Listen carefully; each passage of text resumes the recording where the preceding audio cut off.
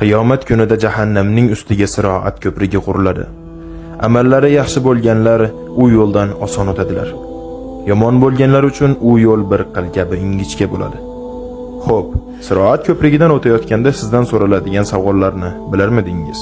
Keling, hammamiz birgalikda bu 7 shartlarni ko'rib chiqamiz. Videoni boshlashimizdan avval like bosib bizni qo'llashingiz mumkin.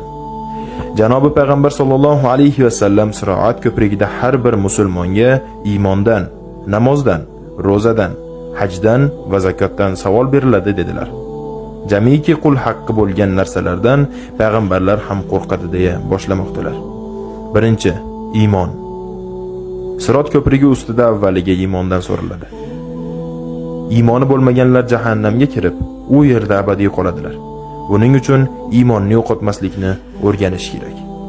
Masalan, islomiyatning hukmini mensimagan yoki bu zamonlarda bunday bo'lishi mumkin emas deyish ham iymonni susaytiradi. Ummati Muhammaddan bo'lib e'tiqodi buzuq bo'lganlar jahannamga kirsa ham iymonlari borligi sabab u yerda abadiy qolmaydilar. 4 ta mazhabdan biriga e'tiqod qilib, sunnat yo'lida yurganlar esa jahannamga kirmaydilar. Ikkinchi, namoz. Ikkinchi savolda esa namozdan so'ralamiz. Ibodat shartlariga mos ravishda bajarilishi kerak bo'lgan namoz din demakdir. Namozsiz din bo'lmaydi. Namoz bilan aloqador savollar javobsiz qolmasligi kerak. Uchinchi, ro'za.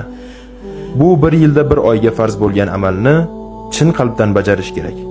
Alloh subhanahu va taolo har bir tutilgan ro'zaga 700 tadan 10 mingtagacha ajr savob beradi. Alloh subhanahu va taolo ro'zani faqat o'zlari uchun emas, men uchun tutadilar. Buning mukofotini esa men beraman deydi. Ro'za tutishda esa to'g'ri taqvimlarga asoslanib amal qilinishi kerak. 4-chi, haj. Moddiy holati yaxshi bo'lganlar haj amallarini to'liq bajarishlari shart.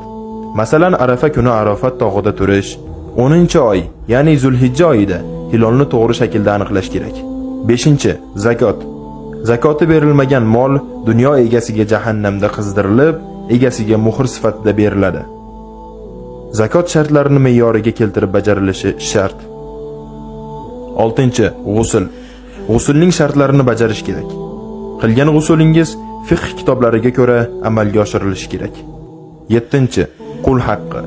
Yelkasida qarzi bor insonni qarzining hisobiga savoblari olinib, haqdor insonga beriladi. Agar savobi yo'q bo'lsa, haqdorning gunohi unga beriladi.